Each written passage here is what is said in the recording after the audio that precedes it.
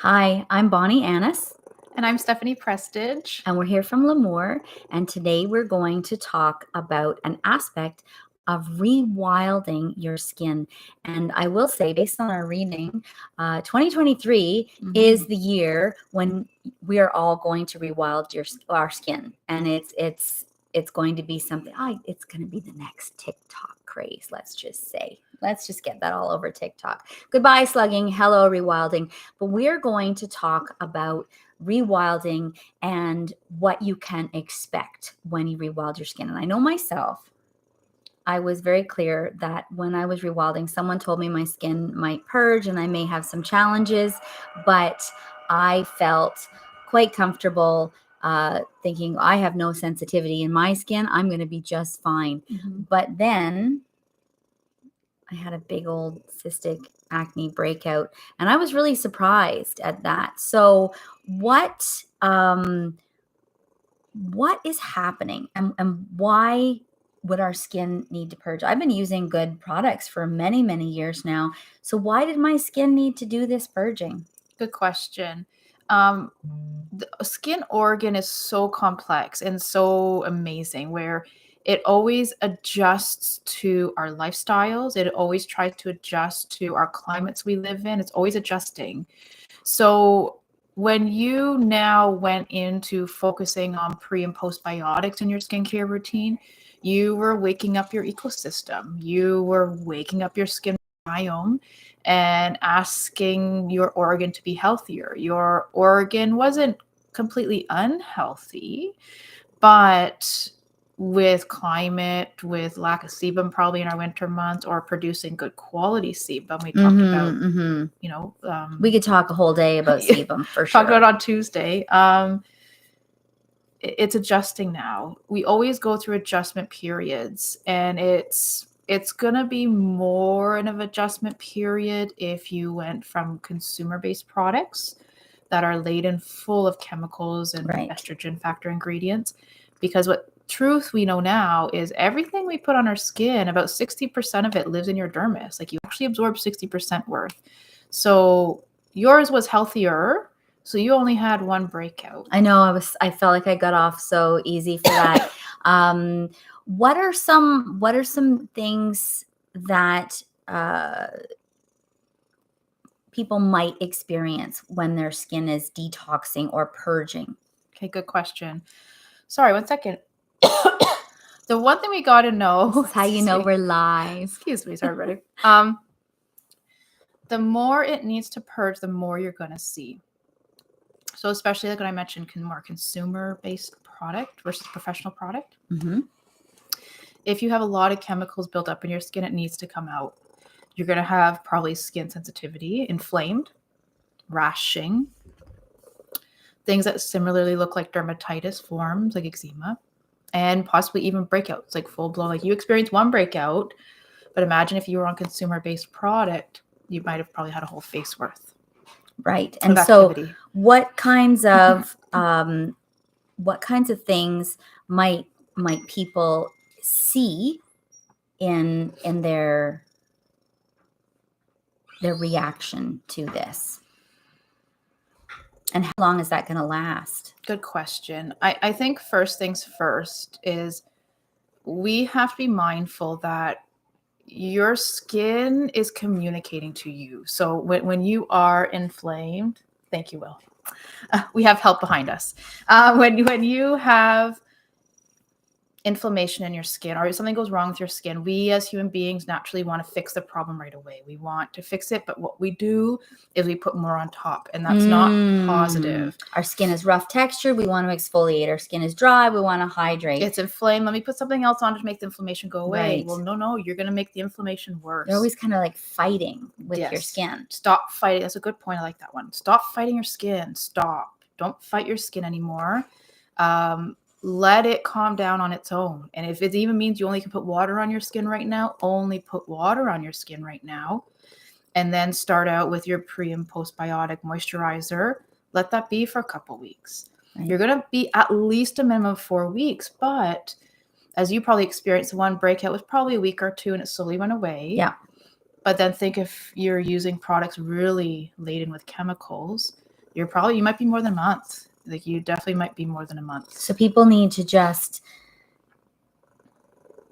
give into the process and just expect that it's going to take some time to get through it. And think of it too, like think of it when people now stop sugar or stop caffeine, the cravings you go through before your body gets to the point where you don't need it anymore.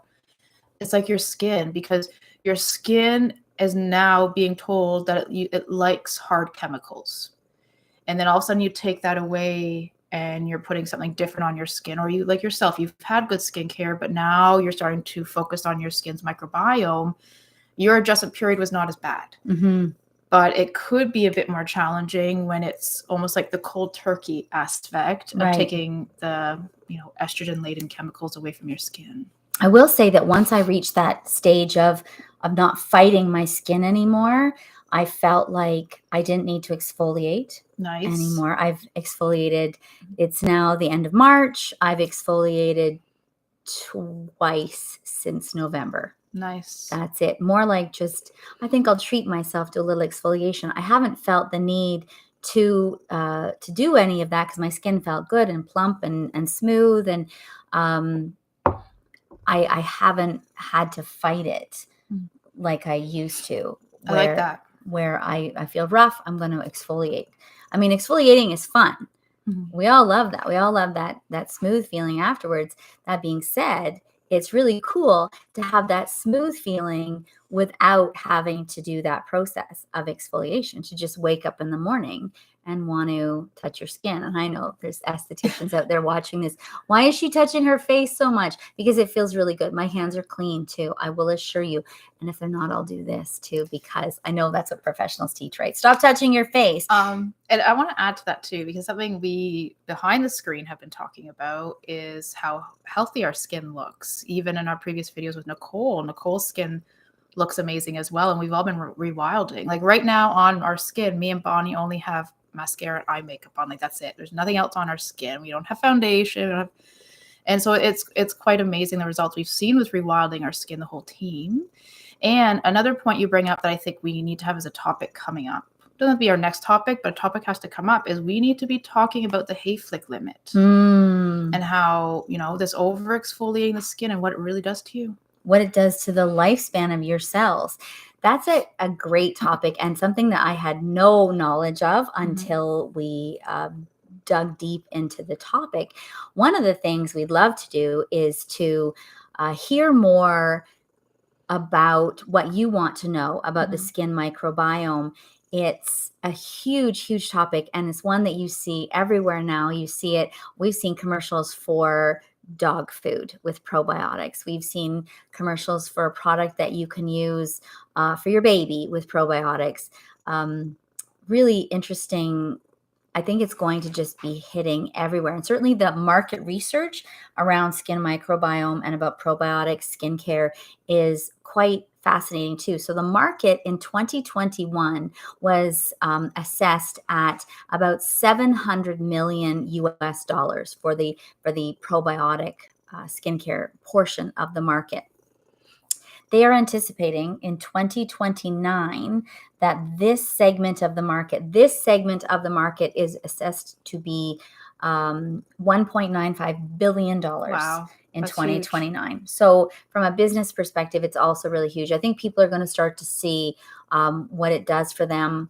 And this is why rewilding is so important, I think, anyway, because you have to experience it for yourself before you can recommend it to your clients. This is a professional only product. So it's good to be able to say, yes, I've done this. This was my experience, especially as it comes to purging. You want the professional skin therapist to have that experience of rewilding to be able to talk to their clients about it. So there's lots to talk about. And if there's more you want to see or aspects of this that you would like to dig into, we've talked about sebum. We've talked about competitive exclusion a little bit. If you want us to dig into any more of those, or if you want to hear something new about it, the treatments themselves when it comes to the probiotic skincare system, we can talk about that too. The world is your oyster. So just put it in the comments. I've Yeah. always wanted to say that. And don't forget to, what is it they say? Ring that bell to subscribe for notifications for the channel.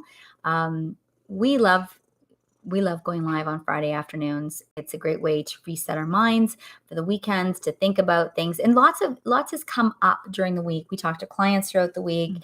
Stephanie often meets with clients who have questions about this because it's a big topic. Yeah. So a lot of times what we talk about on a Friday is things that have come up during the week. And then we say, okay, let's talk about that on Friday. So there's so much more to cover. And certainly in 10 minutes in a video, we couldn't even begin to address it.